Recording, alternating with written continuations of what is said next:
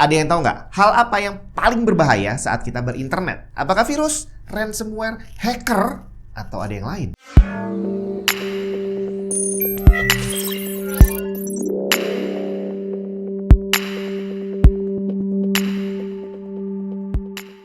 Buat yang lagi hunting komponen PC, bisa coba mampir ke tokonya Tech and Tips. Scan aja barcode ini atau klik link yang ada di deskripsi, terus cek katalognya. Ada beberapa komponen mantan review, ada yang baru, ada merchandise Tech and Tips, dan mau ngerakit PC juga bisa sekalian di sana. Konsultasi gratis, bre. Saya nggak tahu nih, apakah Indonesia akhir-akhir ini menjadi semakin tidak aman atau sebenarnya dari dulu udah seperti ini cuma tidak terekspos karena nggak ada yang memberitakan gitu ya.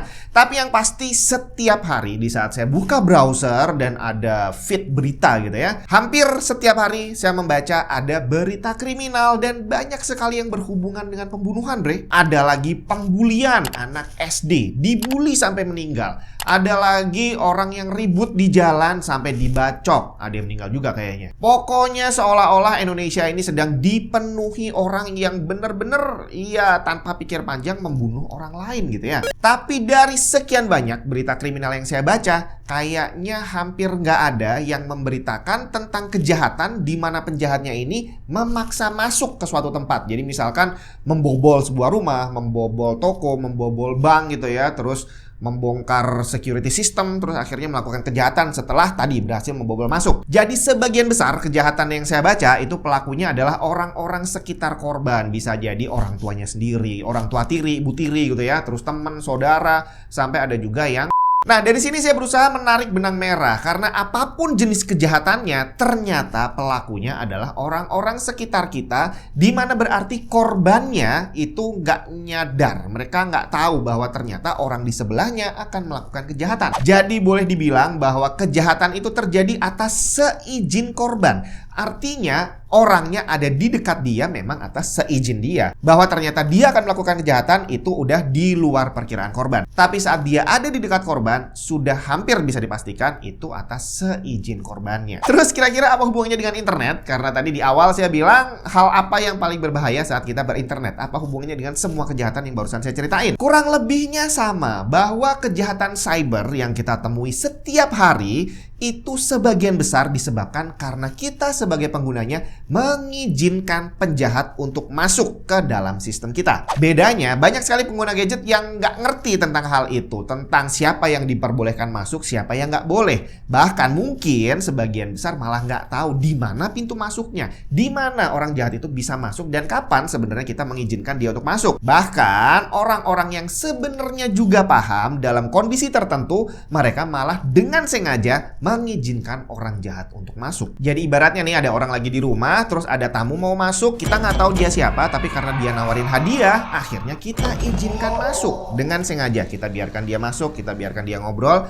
terus kita tinggal ngambil minuman, ternyata terjadilah kejahatan, dan besoknya kita share di grup, isi gue kena ransomware nih, gimana cara ngobatinnya? Ya, kejahatan cyber sekarang udah menggunakan taktik yang jauh lebih halus dibandingkan bertahun-tahun yang lalu. Jadi zaman dulu itu penjahatnya memaksa masuk, bre. Jadi dia memang hacker gitu ya, yang membobol sistem keamanan kita tanpa sepengetahuan kita, dari luar dia maksa masuk, dan akhirnya begitu masuk udah dia melakukan kejahatan. Tapi sekarang cara itu sudah semakin susah. Bahkan untuk sekelas superkomputer aja yang kemarin sempat kita bahas waktu ngobrolin tentang quantum computer, cara memaksa masuk dengan brute force, di mana kita mencoba untuk menebak password satu-satu karakternya, itu bahkan untuk superkomputer butuh waktu sampai 1 miliar tahun untuk bisa membongkar enkripsi 128 bit. Artinya cara kasar udah susah untuk dilakukan. Sistem keamanan gadget zaman sekarang udah sangat canggih. Windows contohnya, zaman dulu nggak ada antivirus bawaan. Sekarang udah ada antivirusnya, udah ada firewallnya, terus ada banyak banget lah ya lapisan pelindungnya. Di browser juga ada, belum lagi nanti kita pakai VPN gitu ya, atau pakai antivirus yang berbayar. Pokoknya banyak lah yang bisa kita lakukan untuk mencegah terjadinya serangan dari luar. Tapi kenapa kok masih bisa aja ada penjahat yang yang membobol masuk. Jangankan kita yang user biasa, perusahaan gede kayak Nvidia kena bre. Terus konten kreator terbesar di dunia untuk teknologi Linux kena juga. Kok bisa? Apakah mereka nggak paham tentang security? Kayaknya nggak mungkin deh ya. Buat yang butuh motherboard cakep tapi nggak butuh fitur Wi-Fi, cek nih Asus TUF Gaming B650 Plus. Motherboard dengan soket AM5 yang saat ini udah support 3 generasi CPU, Ryzen 7000, 8000, dan 9000 bre. Dilengkapi 4 slot DDR5 7600 plus MHz, 3 slot M.2 dengan heatsink yang support NVMe PCI Express Gen 5, 12+2+2 power stage dengan VRM heatsink yang solid untuk support CPU Ryzen kelas atas. Selengkapnya cek link di bawah. Nah, kalau perusahaan-perusahaan besar tadi udah tahu tentang pentingnya security, kok bisa dia dibobol? Ya, akhirnya kita kembali ke hacker yang memang hackernya udah paham bahwa kalau pakai cara pemaksaan, nggak mungkin bisa masuk. Jadi yang bisa saya lakukan adalah pakai cara yang halus. Pura-pura jadi tamu, bre. Mereka bisa mencoba masuk lewat email, lewat SMS, lewat WhatsApp, dan lainnya. Ada yang mengirim pemberitahuan bahwa kita menang undian, ada yang mengirim surat penawaran kerjasama untuk keperluan pekerjaan, dan ada juga yang ngirim undangan pernikahan. Tapi ternyata semuanya tadi berisi program jahat yang seketika itu juga bisa mengambil alih kontrol device kita saat diizinkan masuk. Hasilnya, Linux langsung kebobolan. Dalam waktu sekejap, yang dihack bukan cuma satu channel doang, tapi semua channelnya, bre. Dan kalau kita lihat ke sini, orang-orang di sekitar kita ternyata banyak juga yang mengalami hal serupa. Contohnya, beberapa waktu lalu teman saya ada dapat WhatsApp tuh undangan pernikahan, diklik. Terus entah dia menginstal apa dan gak lama kemudian ada notifikasi kalau tabungannya di bank sudah dikuras duitnya, ditransfer ke rekening lain. Dan semua itu bisa terjadi karena kita sebagai user mengizinkan tamunya untuk masuk.